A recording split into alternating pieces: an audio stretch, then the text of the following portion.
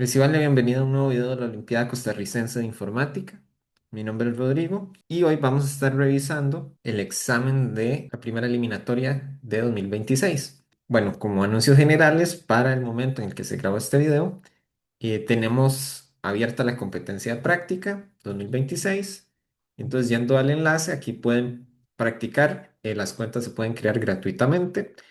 También tenemos el padrón de la segunda eliminatoria, quienes clasificaron, el temario, el protocolo de aplicación de la prueba. Y bueno, tenemos también aquí la posibilidad de ver el enunciado del primer examen, ¿verdad? Entonces eso es lo que vamos a estar viendo hoy. Ok, comencemos.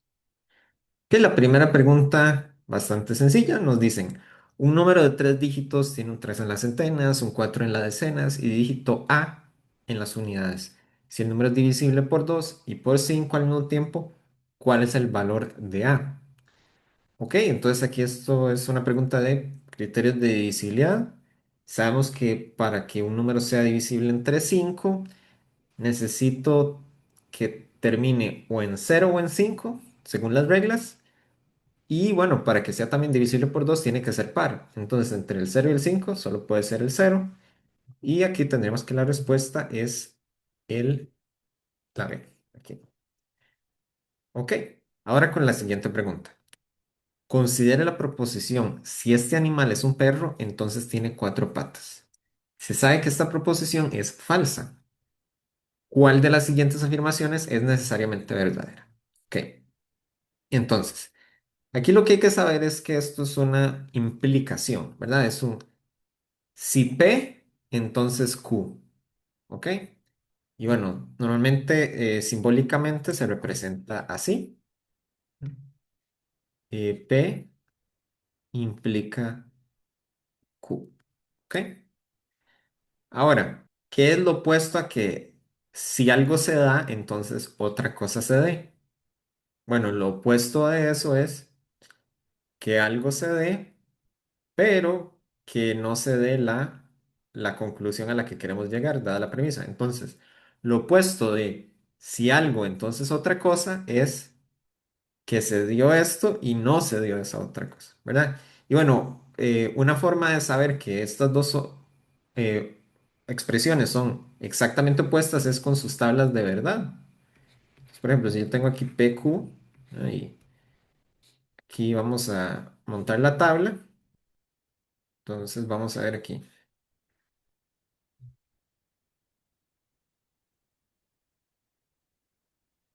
Entonces yo puedo tener falso, falso, falso, verdadero, verdadero, falso, verdadero, verdadero. Entonces, P implica Q. Siempre esto es verdadero, excepto cuando la verdad implica una falsedad, digámoslo así. Entonces, esto es falso, todo lo demás es verdadero. ¿Ok? Así es como funcionan las implicaciones.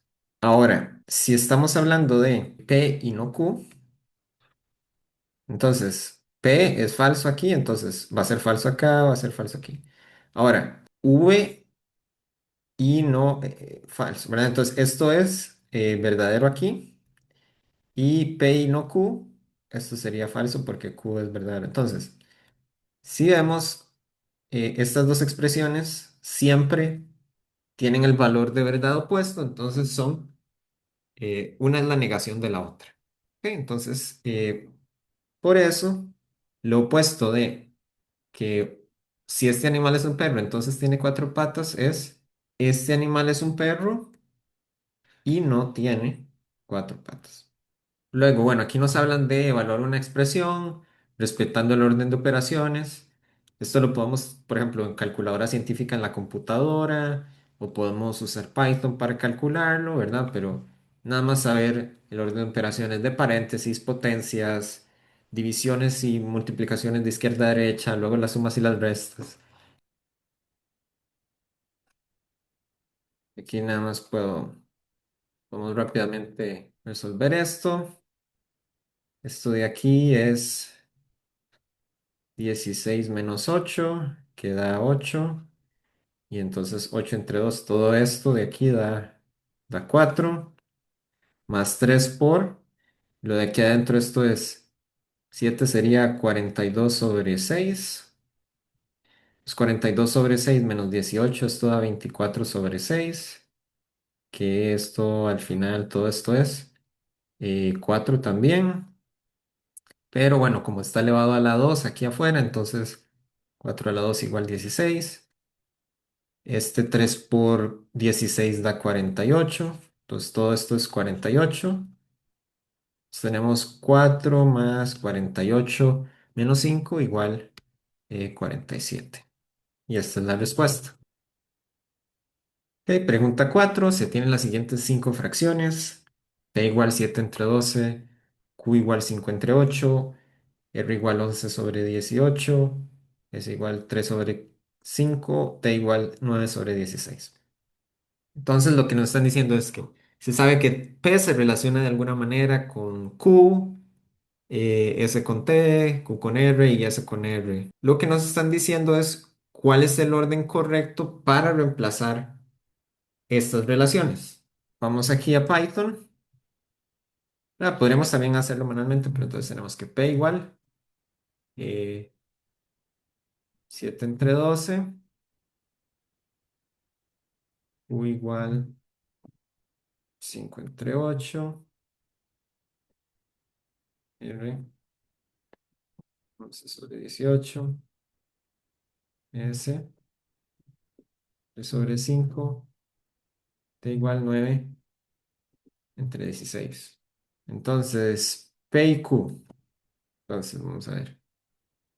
P, Q. Entonces, esto es menor. ¿Ok?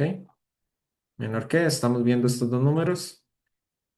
Eh, También, ¿verdad? Está la regla para comparar fracciones, que es si el numerador del primero multiplicado por el denominador del segundo es mayor que el numerador del segundo por el denominador del primero.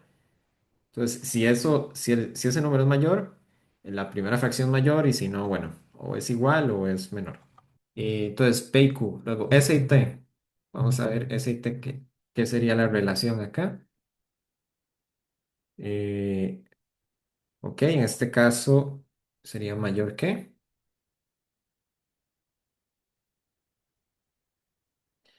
Luego nos dicen QR, ¿ok? Y podemos ver que esto es mayor aquí y luego nos dicen SR, ¿ok? Y podemos ver que sería menor. Entonces tenemos menor, mayor, mayor, menor, ¿ok? Y entonces la respuesta es la D. Entonces ahora vamos a ver la siguiente. Dicen, en una reunión hay 13 personas, cada persona estrecha la mano de algunas otras, nadie se estrecha la mano a sí mismo. ¿Cuál de las siguientes afirmaciones es siempre verdadera sin importar cómo ocurran los saludos? Entonces vamos a ver cada opción. Nadie estrechó más de dos manos. No es cierto, ¿verdad? Puede ser que todo el mundo estrechó las manos de todas las demás personas, ¿verdad? Entonces, no necesariamente. Todas las personas estrecharon un número diferente de manos, no, porque todo el mundo puede decir, bueno, no voy a saludar a nadie. Entonces, todos saludaron cero, por ejemplo. La opción C dice, al menos una persona estrechó la mano de más de 12 personas. No, porque si nadie se estrechó a sí mismo, ¿verdad? Y hay 12 personas además de uno, ¿verdad? O por decirlo así, entonces, a lo sumo 12.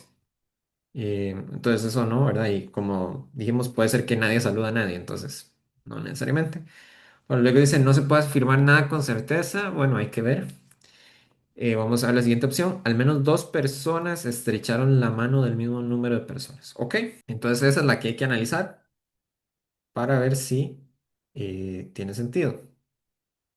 Entonces, ¿qué hay que tener en cuenta acá? Bueno, cuando nos dicen al menos dos personas tienen el mismo número de algo, ¿verdad? O al menos dos, no sé, calcetines tendrán el mismo color, ¿verdad? Un ejemplo, ¿verdad? En esos tipos de ejercicios, normalmente eso es como una indicación de que nos están preguntando tal vez si se puede usar el principio del palomar, ¿verdad? Y el principio del palomar lo que indica es que si tengo k palomares y n palomas y n es mayor que k, entonces al menos va a haber un palomar con al menos dos palomas, ¿verdad? Entonces, un ejemplo muy sencillo aquí, si tengo tres palomares y cuatro palomas, ¿verdad? Entonces aquí el n es mayor que el k. Entonces, por más que yo trate de poner las palomas en distintos palomares, al menos al final va a haber otra que caiga en en el mismo palomar. Entonces, ¿qué estamos buscando? Si tenemos n igual 13, ¿verdad? Porque hay 13 personas, queremos ver si el k es algún número menor de, de 13 para ver si entonces se aplica este principio. Entonces, vamos a ver cuáles son las opciones. Entonces, si tenemos 13 personas, cada persona pudo haber saludado a cero personas, a uno, a dos, y así sucesivamente, hasta 11 personas o 12 personas, ¿verdad? Comentamos que como nadie se saluda a sí mismo, entonces no podemos tener más de 13. O sea, una misma persona no puede saludar a 13. Entonces, va de 0 a 12. ¿Cuántos números hay entre 0 y 12 incluyéndolos? Hay 13. Entonces, el K de momento me está quedando en 13 y el principio no me serviría. Pero hay que tener algo en cuenta. ¿Qué significa, por ejemplo, que alguien saludó a cero personas? Si alguien saludó a cero personas, eso quiere decir que nadie saludó a 12. Entonces, o tenemos la opción de que o todas las personas saludaron al menos a alguien, que eso me deja la posibilidad de que alguien haya saludado a todas, ¿verdad? O hubo alguien que no saluda a nadie y eso me impide que haya alguien que haya saludado a todas las demás. O los saludos son de 1 a 12 o de 0 a 11. Y entonces ya aquí el K, en estos dos casos, K es igual a 12, ¿no? Entonces, si tenemos 13 personas y 12 formas de que los saludos hayan sucedido, entonces va a haber un par de personas que hayan saludado al mismo número de personas. ¿Ok? Entonces aquí se aplica el principio del palomar y en este caso eh, podemos afirmar esto. Ok. Siguiente pregunta. Un conjunto tiene cinco elementos. ¿Cuántos subconjuntos tienes en total, incluyendo el conjunto vacío y el propio C? Pregunta muy directa acerca del conjunto potencia para conjuntos finitos. Entonces, ¿qué nos dice la regla ahí? Bueno, si un conjunto tiene cinco elementos, 2 a la 5 va a ser el número de subconjuntos. Y eso incluye, bueno, el conjunto vacío y el propio C. Entonces, esto es nada más conocer el concepto de el conjunto potencia y la respuesta termina siendo 32. ¿Ok? Siguiente pregunta. ¿Cuántos números primos hay entre 1 y 20? Ambos inclusive. ¿Ok? Bueno, aquí nada más podemos sacar como de memoria o podemos usar la criba de Eratóstenes, ¿verdad? Que eso es un algoritmo para sacar los números primos. Pero entonces sabemos que está el 2, el 3, el 5, 7, el 11, el 13, el 17 y el 19. Y si contamos esto, hay exactamente 8. Luego, se tienen tres triángulos. El primero tiene base 6 y altura 4. El segundo tiene base 5 y altura 4. El tercero tiene base 7 y altura 2. ¿Cuál es la suma de las áreas de los tres triángulos? Bueno, aquí nada más tenemos que saber que el área de un triángulo es base por altura dividido entre 2 y aplicar eso, ¿verdad? Sumarlos. Entonces, podemos incluso usar Python acá, ¿verdad? Podríamos decir, bueno, 6 por 4 dividido entre 2 más 5 por 4 dividido entre 2 más 7 por 2 dividido entre 2. Nos dio 29 aquí. Esa es la respuesta. Ok, vamos con la siguiente pregunta. Un robot debe recorrer una cuadrícula de 5 por 5 desde la celda superior izquierda hasta la celda inferior derecha, moviéndose únicamente hacia la derecha con la letra D se representa o hacia abajo se representa con la letra B. La siguiente imagen muestra un par de recorridos válidos. Ok, veamos. Entonces tenemos que el robot aquí se movió. hacia la derecha, derecha, derecha, derecha, y luego abajo, abajo, abajo, abajo. ¿Ok? Y luego aquí tenemos que hizo derecha, abajo, derecha, abajo, derecha, abajo, derecha, abajo. ¿Y de cuántas maneras o formas distintas puede hacerlo? Esa es la pregunta. Ok, entonces aquí lo que hay que notar, que es lo más importante, es siempre tiene que haber cuatro derechas y cuatro movimientos hacia abajo, ¿verdad?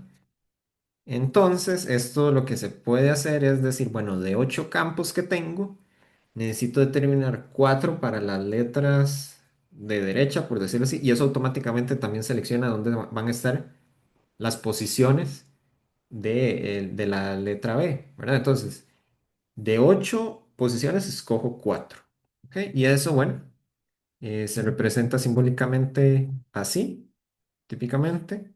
De 8 escojo cuatro. Esto es el coeficiente binomial. Bueno, esto en fórmula es esto de aquí, bueno, 4 8 menos 4. Bueno, esto se puede usar la calculadora. También Python tiene bueno, también manualmente, pero digamos en Python, math, por ejemplo, yo puedo imprimir combinaciones de 8 escojo 4 y me va a dar aquí que la respuesta es 70, ¿ok? Entonces la respuesta aquí es la C.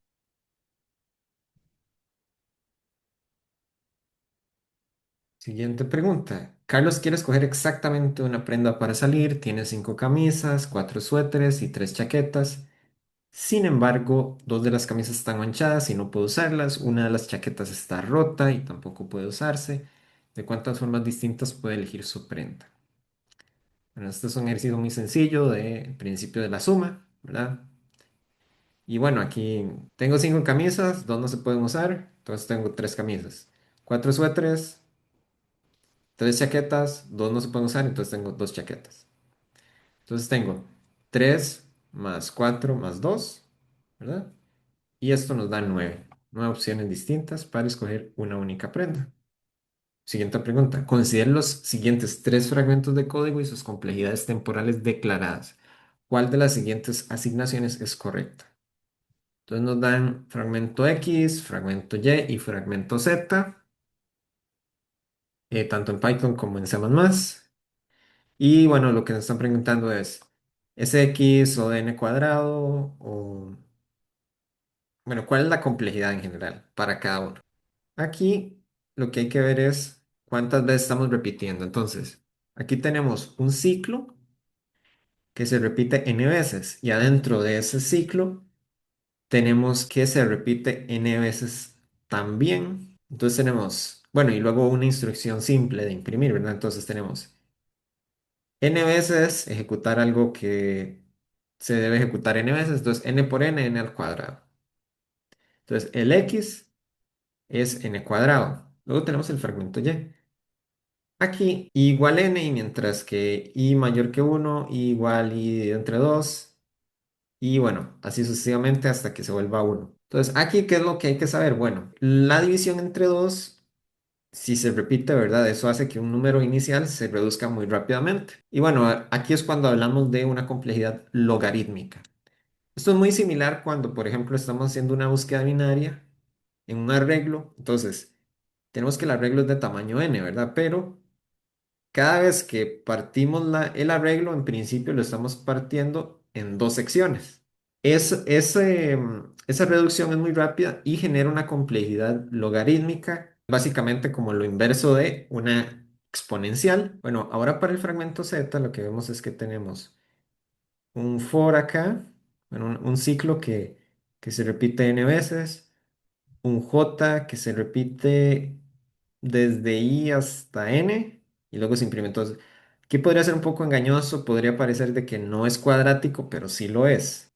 Aquí, bueno, lo que ayuda es pensar en el peor caso de este ciclo. El peor caso de este ciclo tiende a ser cuando i es pequeño, ¿verdad? O i es cero, entonces se va a repetir n veces también esa iteración.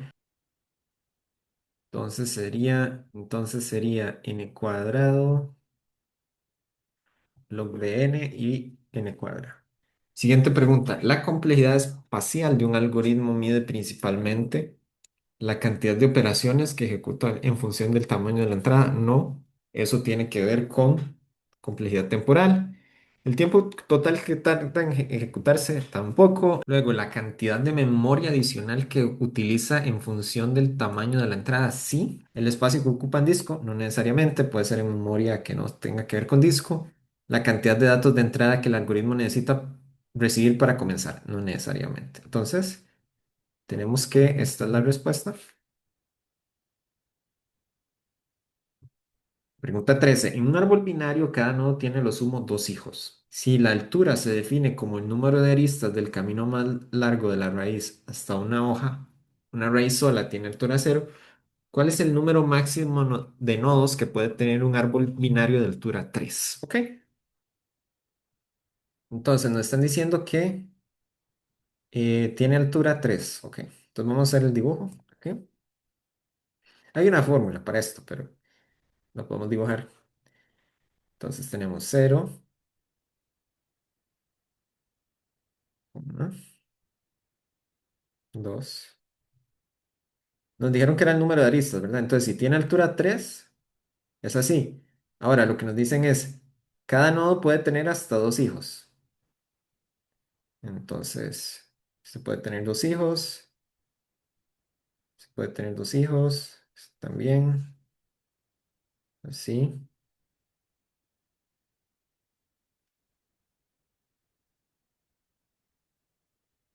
Entonces, aquí hay uno, aquí hay dos, aquí hay cuatro, aquí hay ocho. Si sumamos todo eso, esto da 15. ¿Ok? Ahora, ¿cuál sería la fórmula general de la máxima cantidad? Bueno, estamos sumando potencias eh, aquí de hasta 3 de 2 a la i, de 2 a la i. Y bueno, por fórmula esto es igual a 2 a la 4 menos uno. En general, sí, la fórmula es 2 a la n más uno menos uno. Esto es lo que da esta suma. Y entonces, bueno, la respuesta sería 15. Este tipo de suma se llama suma geométrica, pero podemos hacer el dibujo también. Ok, entonces 15 sería la respuesta. Pregunta 14. Considere las siguientes afirmaciones. Todo número natural es un número entero, el número uno es primo, la suma de dos números irracionales siempre es irracional, el número producto, bueno, el producto de dos números pares siempre es par. ¿Cuál de ellas son verdaderas? Ok, vamos a ver. Todo número natural es un número entero. Eso es cierto. El conjunto de los números naturales es un subconjunto del conjunto de los números enteros. ¿Ok? El número uno es primo. No, eso es falso. Para que un número sea primo, tiene que tener exactamente dos divisores. En este caso, uno solo tiene uno como divisor, entonces no llega a ser un número primo. La suma de dos números irracionales siempre es irracional. Ok. La respuesta no siempre es irracional, ¿verdad? Entonces, aquí tal vez podemos hablar un poco de cómo se justifica esto, ¿verdad? Pero tal vez para dar un ejemplo muy sencillo, 2 menos raíz de 2 y 2 más raíz de 2. Ahora, si yo sumo estos dos números, ¿esto cuánto da? Bueno, da 4. ¿Por qué? Porque este y este se van, ¿verdad? Entonces, dos números irracionales sumados no siempre dan un número irracional. En este caso dieron 4, que es un número racional. Entonces, los únicos que son ciertos son 1 y 4. Ah, bueno, sí, que el número de dos pares es par. Eso es bastante también sencillo. Entonces, solo 1 y 4 son verdaderas aquí. Pregunta 15. Un club deportivos de animales afirma lo siguiente. Para todo perro existe un gato con el que entrena. ¿Ok? Entonces dice, se descubre que esta afirmación es falsa. ¿Cuál de las siguientes afirmaciones, por lo tanto, necesariamente verdadera? Si para todo perro existe un gato con el que entrena, Bueno, podemos expresar esto simbólicamente. Podríamos decir, para todo perro existe un gato, tal que entrenan el perro y el gato. No sé, como una especie de proposición ahí. Ok, ahora bien, hay que negar esto. ¿Cómo se niega esto? La forma de negar un que para todos se cumple algo es que existe alguien que no lo cumpla. Entonces, existe un perro que no cumple esto. ¿Ok?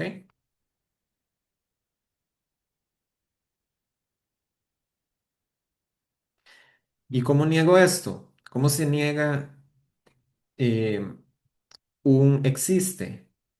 Se niega diciendo, bueno, para todo no se cumple. Entonces, para todo que no se cumple, que entrenan. Entonces, ¿cómo se lee esto? Existe un perro tal que para todo gato no entrenan. Ok, vamos a ver si hay alguna pregunta, respuesta que tenga eso. Entonces dice, existe un perro para el cual no existe un gato con el que entrene. Ok, entonces viendo las opciones, dice, existe un perro para el cual no existe un gato con el que entrene. Ok, bueno, creo que aquí de hecho me adelanté un poco.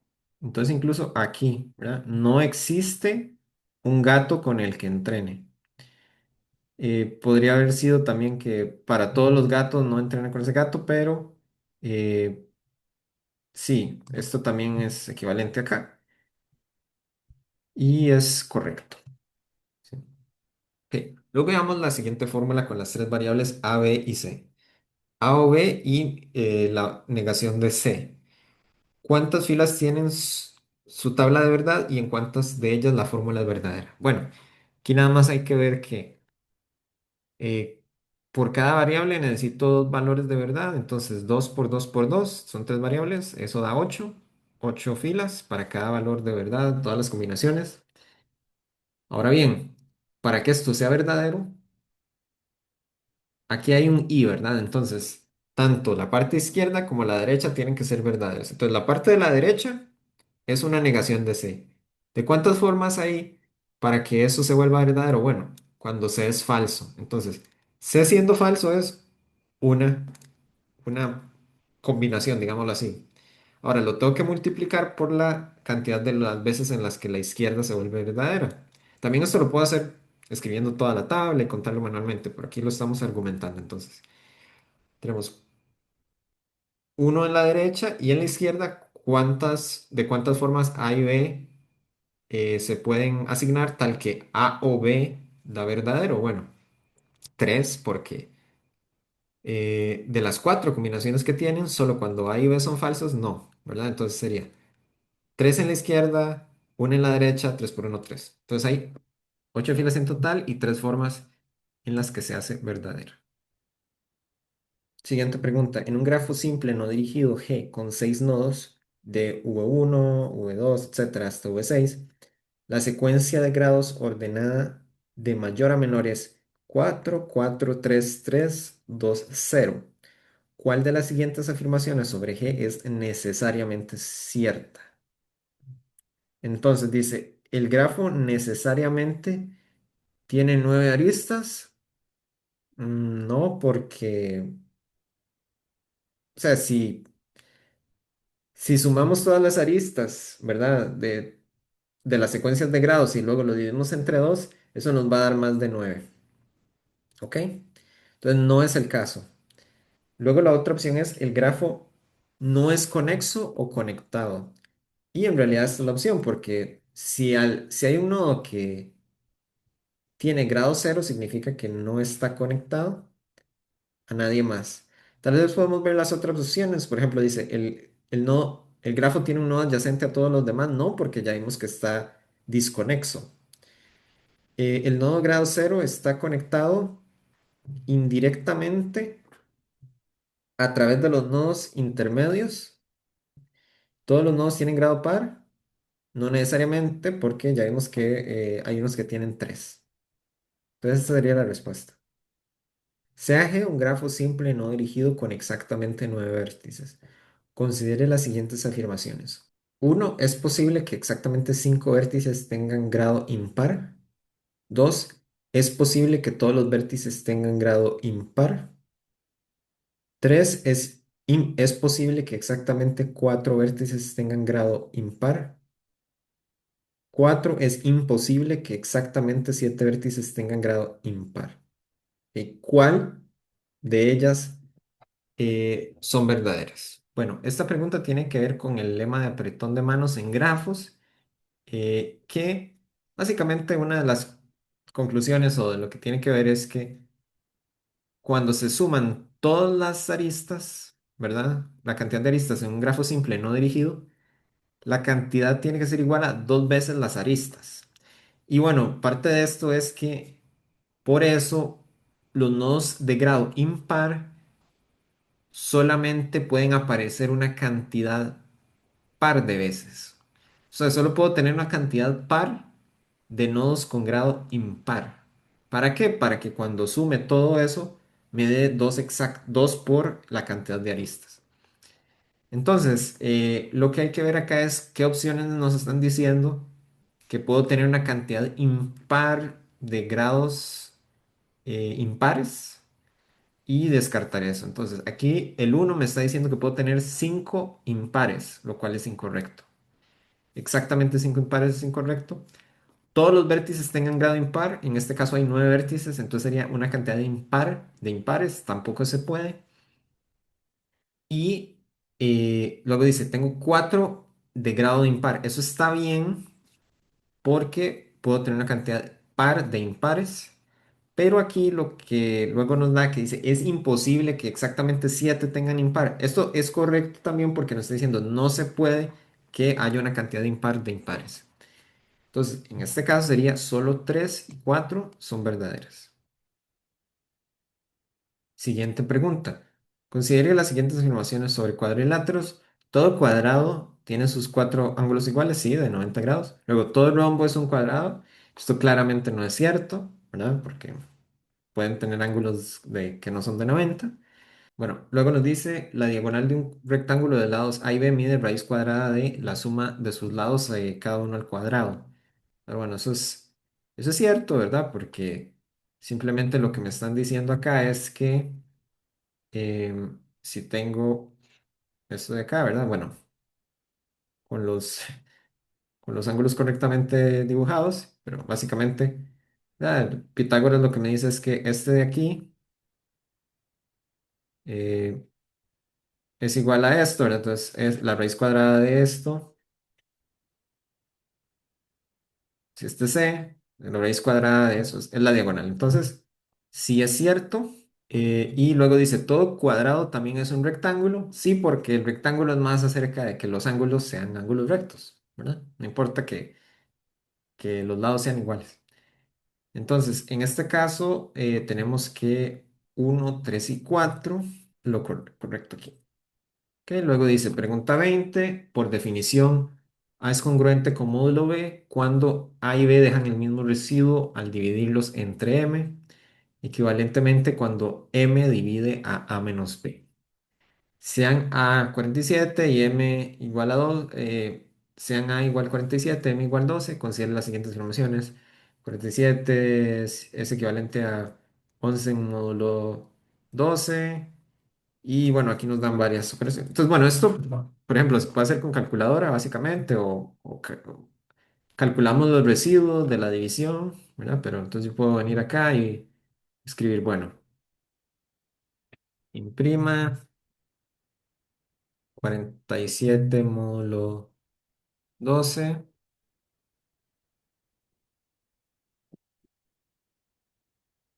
47 por 47 módulo 12. Aquí puedo poner paréntesis, pero el orden de las operaciones le daría prioridad a esto de igual forma. 47 más 13. eh, y esto es, bueno, esto es literalmente lo mismo de aquí, ¿verdad? Em, entonces, dice. Esto da 11, esto da uno, esto da cero, esto da uno. Entonces, 11, uno, cero, uno. Entonces, todos están bien excepto el último. Entonces, uno, 2 y 3, esa sería la respuesta. Siguiente pregunta. Una variable entera x vale 7 y una variable entera y vale 2. Se calcula la división entera entre x y y. Operación soportada tanto por Python como por C++ con el mismo comportamiento para números positivos. ¿Cuál es el resultado? Entonces lo que me están diciendo es, si a 7 lo divido entre 2 de forma entera, en Python y en C++, ¿cuánto me da el resultado? Y bueno, simplemente me da 3, ¿verdad? Porque lo que hace esto para los números positivos es ignorar los decimales, ¿no? Entonces, si da 3,5 la división normalmente, daría 3 cuando estamos hablando de una división entera. En Python, la división entera con los números negativos se comporta diferente que en C++. Y bueno, si les interesa saber más sobre eso, pueden buscar. Pero para números positivos, nada más ignoramos los decimales y eso es lo que da.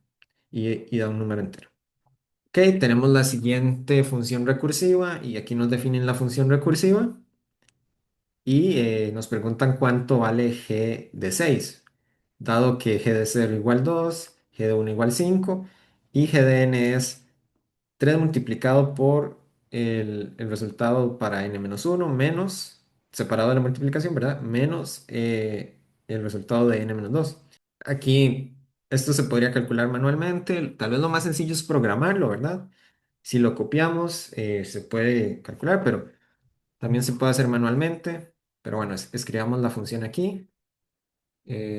Sería g, digamos, de n.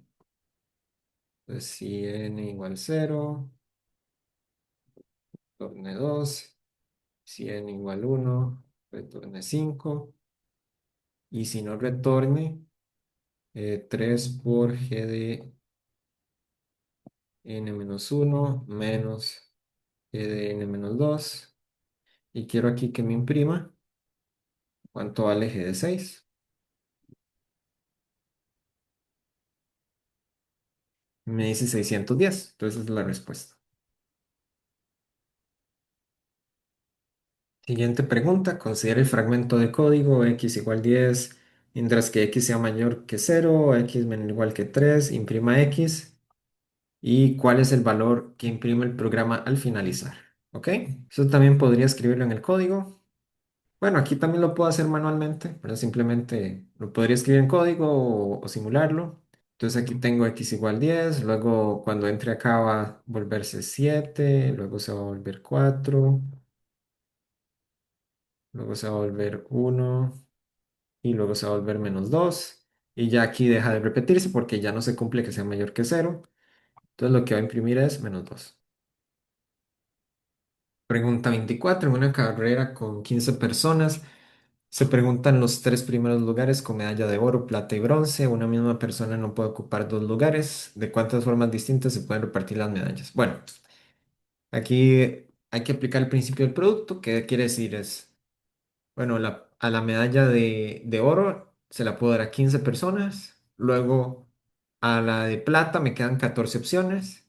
Y luego para la de bronce me quedan 3 opciones. Entonces sería 15 por 14 por 13. Esa es la forma en la que se calcula por medio de etapas. Siguiente. ¿A cuál expresión es equivalente la siguiente fórmula? Eh, Negación de A implica B o A y no B. Ok. Entonces, esta expresión de aquí, de hecho, bueno, si sabemos que la negación de una implicación es esto de aquí, ¿verdad? Es decir, se cumple la premisa, pero no la conclusión. Entonces, esta negación se convierte en esto, A y no B, o A y no B. Y entonces, algo o eso mismo, ¿verdad? Esto es la misma cosa dos veces, es igual a eso mismo. Entonces, la expresión se simplifica a y no b. Y esa sería la respuesta. Ok, bueno, luego nos hablan de simplificar la siguiente expresión. Raíz de 75 menos raíz de 48 más raíz de 108. Bueno, esto se puede también tal vez hacer con calculadora, pero podemos operar con radicales acá, entonces sería, bueno, puedo copiar acá. Y lo que tenemos que saber, ok, que bueno, lo que me interesa es factorizar esto. Entonces yo sé que 75 es 3 por 25, que eso es 5 a la 2. Eso. Puedo hacer la factorización y sacar esto, pero bueno. Ok, luego tenemos 48, que eso, bueno, si lo factorizamos, si vemos entre 2 da 24, si vemos entre 2 da 12, si vemos entre 2 da 6, si vemos entre 2 eh, da 3. Entonces esto es 3 por 2 a la 4, ¿verdad? 2 a la 4 o 4 a la 2 también, es otra forma de verlo. Más raíz de 108, que esto es, vamos a ver, si tengo 108 y dividido entre 2, entonces eso da 54, luego da 27, y 27 es 3 a la 3, entonces tenemos que esto es 3 por 3 a la 2 por 2 a la 2, que esto es, bueno, vamos a verlo así también, 6 a la 2, 3 veces 36 es 108. Y bueno, aquí aplicando las propiedades de radicales, yo puedo sacar lo que está elevado al cuadrado. Entonces queda 5 raíz de 3 menos 4 raíz de 3 más, eh,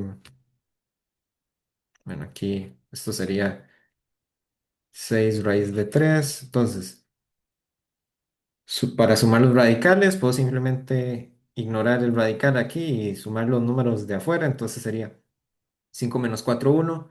Entonces todo esto da 7 raíz de 3. Luego tenemos la pregunta de cuántas veces se ejecuta la ejecución de impresión en el siguiente fragmento. Bueno, una opción es copiar el código, ejecutarlo y ver cuánto da. La otra opción es, bueno, analizar qué nos están dando aquí. Entonces nos están diciendo, bueno, I va desde 1 hasta 5, J va de 0 hasta I, pero bueno, J realmente lo que está pasando es que J se está ejecutando I veces, ¿verdad? Entonces, eh, primero se va a ejecutar con I igual 1, luego con igual 2 igual 3 e igual 4. Y entonces se va a ejecutar, el print se va a ejecutar 1 más 2 más 3 más 4, ¿verdad? Y eso da 10. Esa es la respuesta. Ok, siguiente pregunta. ¿Cuál de los siguientes pares técnica característica es incorrecto? Dice, programación dinámica almacena resultados de sus problemas para evitar recomputación, requiere su estructura óptima y sus problemas solapados. ¿Esto es correcto? Es la idea de programación dinámica, evitar recomputar. Y las otras características también. Luego dicen, divide y vencerás, divide el problema en subproblemas independientes. Los resuelve recursivamente y combina los resultados. Eso está bien. Luego, backtracking. Recorre sistemáticamente el espacio de soluciones y gracias a la poda de ramas garantiza un tiempo de ejecución polinomial en el peor caso. Ok. Entonces, backtracking, sí está recorriendo el espacio de soluciones, sí puede tener poda de ramas, pero el hecho de que, por ejemplo, yo esté en una búsqueda y determine, ya he visto mejores combinaciones que por la que estoy explorando y entonces ya por esto no hace falta que siga por esta rama, esa poda del recorrido no me garantiza que el algoritmo no sea, por ejemplo, exponencial y que es bastante ineficiente. Por más que esté recortando el camino, un backtracking perfectamente puede ser exponencial, no tiene que ser necesariamente polinomial. Entonces, esta es la respuesta donde se tiene una descripción incorrecta. ¿Ok? Siguiente. Ana y Luis tienen un conjunto de tareas, cada una con una duración y una ganancia, y quieren maximizar la ganancia total dentro de un tiempo límite t, ejecutando una tarea a la vez. Juntos proponen la siguiente estrategia. En cada paso, escoger la tarea disponible con mayor ganancia por unidad de tiempo sin reconsiderar las opciones ya tomadas. ¿A qué tipo de algoritmo corresponde la estrategia que proponen? ¿Ok? Esto de que, por ejemplo, estoy tratando de buscar la mayor ganancia o, ¿verdad? O el menor costo sin que me interese lo que yo he tomado anteriormente, esto es típico de una descripción de un algoritmo voraz, ¿verdad? Que el algoritmo voraz es como haga lo mejor que parezca en el siguiente paso, tal vez, ¿verdad? Entonces, esa descripción simplemente corresponde a el algoritmo voraz. Las otras no tienen que ver con esta definición directamente. Siguiente. La programación dinámica mejora la eficiencia de ciertos algoritmos recursivos porque, dice, almacena o memoriza los resultados de los subproblemas ya resueltos para no volver a calcularlos. Exactamente. Entonces, por ejemplo, si yo tengo el algoritmo de Fibonacci clásico, bueno, hay una fórmula recursiva para eso. Si yo no aplico ningún tipo de memorización, eh, puedo estar recalculando subproblemas y eso puede generar, por ejemplo, una ejecución exponencial. Dura mucho. Pero si yo almaceno y memorizo resultados, se puede, por ejemplo, en ese caso, ese algoritmo, se vuelve un algoritmo lineal, mucho más eficiente. Entonces, esa es la ventaja de programación dinámica. Siguiente pregunta. Para determinar si un número n es primo, usando el test de divisor hasta raíz de n, ¿por qué es suficiente verificar hasta raíz de n y no hasta n menos 1? Ok, entonces vamos a ver la respuesta. Dice, porque cualquier factor de n mayor que raíz de n sería primo y por lo tanto no podría dividir a n. No necesariamente, ¿verdad? Porque podemos tener números compuestos por encima de raíz de n. No hay nada que diga que tiene que ser primo realmente. Entonces, esa no es. B, porque los números primos eh, solo tienen factores menores a su raíz cuadrada. No, ¿verdad? Porque un ejemplo muy sencillo sería, por ejemplo, vamos a ver, 100, ¿verdad? Entonces, la raíz cuadrada de 100 es 10, pero 50 es un factor. Claramente 10 es menor eh, que 50, entonces aquí no se cumple eso. Ok, luego dice, porque verificar solo hasta raíz de n acepta una pequeña probabilidad de error a cambio de mayor rapidez. No, el algoritmo es 100% correcto, no es que hay una pequeña probabilidad de error, entonces eso tampoco eh, aplica aquí. Dice, porque si n tiene un factor d mayor que raíz de n, entonces n sobre d raíz de n también es un factor. Ok, esta es la respuesta correcta. Ahora, ¿qué nos está diciendo esto? Nos está diciendo, bueno, si usted encontrar un factor que lo divide y ese factor es mayor que la raíz de n, bueno, resulta que va a haber un factor correspondiente menor a la raíz que también aplica, ¿verdad? Entonces, ok, esto también lo podemos ver simbólicamente así, ¿verdad? Que si d es mayor que raíz de n, yo puedo decir, bueno, si yo a n lo divido entre d, eso me va a producir algo más pequeño si a n yo lo divido entre raíz de n, ¿verdad? Porque algo mayor me hace que la división, o sea, el resultado de la división sea más pequeño, ¿verdad? Entonces esto tiene sentido y n entre d menor que, digámoslo así, eh, n entre raíz de n, que esto es igual a raíz de n, ¿ok? Entonces, sí, si tengo un divisor mayor, n sobre d también es un divisor, ¿verdad? Por definición. Entonces, también voy a tener que se cumple eso, ¿eh? Entonces, esta es la respuesta correcta. Siguiente, en la que de Tóstenes, al procesar un primo p, sus múltiplos pueden comenzar a marcarse desde p cuadrado al cuadrado en lugar desde 2p, porque es correcto empezar en p al cuadrado. Dice aquí, bueno, porque comenzar a marcar de 2p produciría un resultado incorrecto en la criba. No, de hecho, en la criba más clásica podría decirse que se empieza así y esto seguiría siendo correcto porque se está multiplicando, bueno, o marcando múltiplos, entonces todo bien. Luego dice, porque de esa forma la que utiliza mucho menos memoria. No, no es que estamos cambiando el número de memoria, estamos cambiando por dónde empezamos a marcar. Entonces eso no tiene que ver con la memoria. Dice, porque los múltiplos de p entre p y p cuadrado son todos números primos. No, porque los múltiplos de algo no son números primos.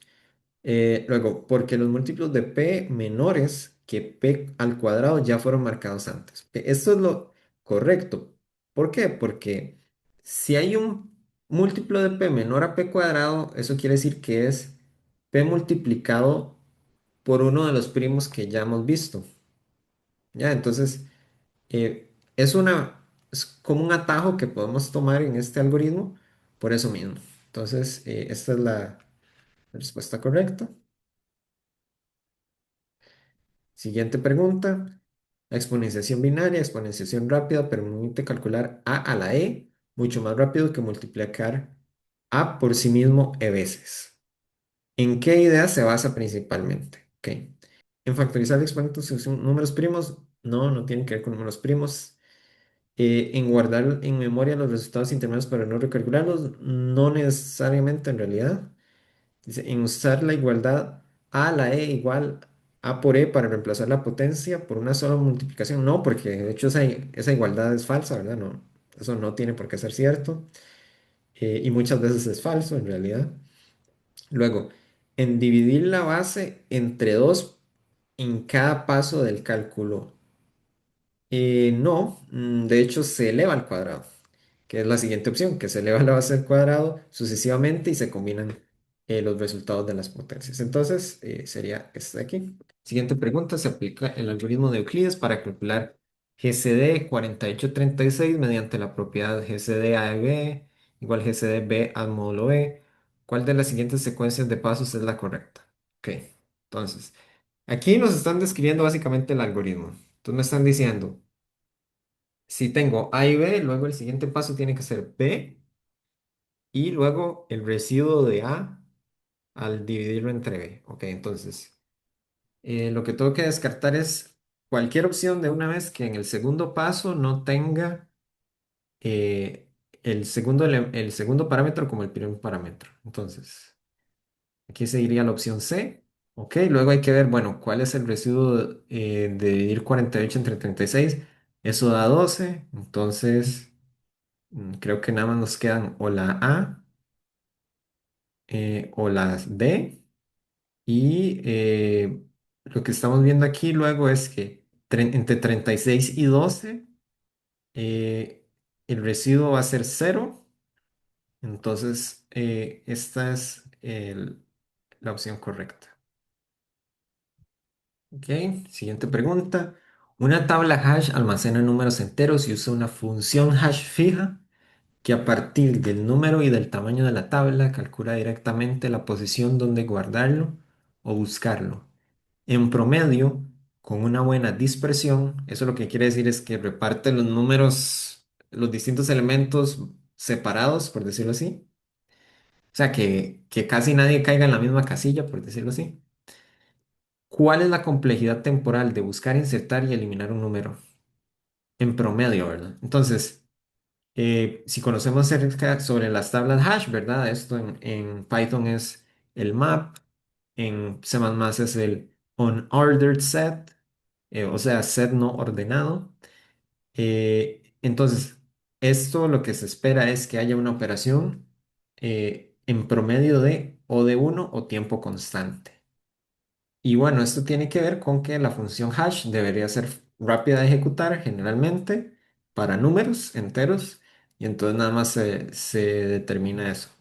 Luego dice, se CAP el arreglo de sumas de prefijo de cierto arreglo A indexado desde cero, donde P i igual a más cero, a más uno, hasta ahí. Entonces, lo que nos están dando en este ejercicio es, tengan el arreglo de sumas de prefijo que se generó a partir de otro arreglo A. Entonces, quiero saber, usando esta suma, esta suma es cuál es la suma de los elementos en el rango de 3 a 6 inclusive. ¿Ok? Entonces, copiemos la suma de prefijos acá. Entonces, si yo quiero averiguar cuál es la suma, bueno, esto es posición 0, 1, 2, 3, 4, 5, 6, 7, ¿verdad? Aquí vamos a ver si nos dicen que es indexado desde cero. Sí. Entonces, si yo quiero ver en el rango 3, 6, lo que me dice la fórmula de la suma de prefijos es, ¿verdad? Para 3 y 6, yo lo que quiero es cuál es la suma hasta 6 menos la suma hasta 3 pero menos uno, o sea, hasta 2, ¿verdad? Entonces, esto es P de 6 menos P de 2 y esto es igual a 25 menos 8 igual 17.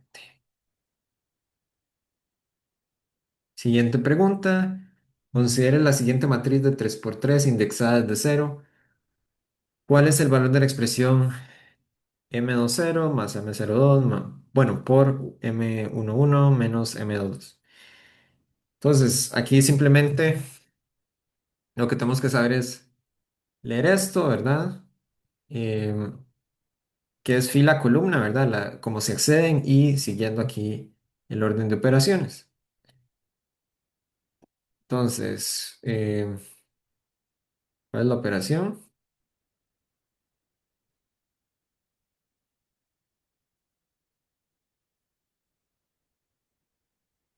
Ok.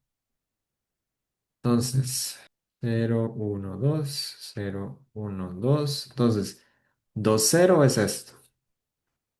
Ujú. 0, 2, 0, 2 es este.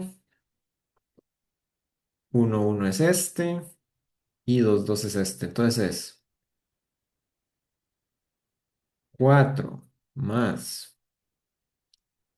1 por 3 menos 9. 1 por 3 3. Siguiendo el orden de operaciones. 7 menos 9 menos 2. ¿Ok? Siguiente pregunta. Se parte de una pila vacía y se realizan en orden las siguientes operaciones. Apilar uno, apilar 2, apilar 3, desapilar, apilar 4, desapilar. ¿Qué elemento queda en el tope de la pila al final? Entonces, aquí es nada más saber cómo la estructura de datos funciona. Entonces, en una pila, ¿verdad? Empezaríamos aquí, uno, apilamos 1, apilamos 2, apilamos 3, desapilar, se va este, apilamos 4 y desapilamos este, queda el 2. La 39 nos dice, en una encuesta a 100 personas sobre el uso de tres servicios de streaming A, B y C, se obtuvieron los siguientes datos. 50 usan A, 40 usan B, 30 usan C, 15 usan A y B, 10 usan A y C, 8 usan B y C, 5 usan los tres servicios. ¿Cuántas personas usan al menos uno de los tres servicios? Ok. Entonces, esto es una pregunta clásica del principio de inclusión-exclusión.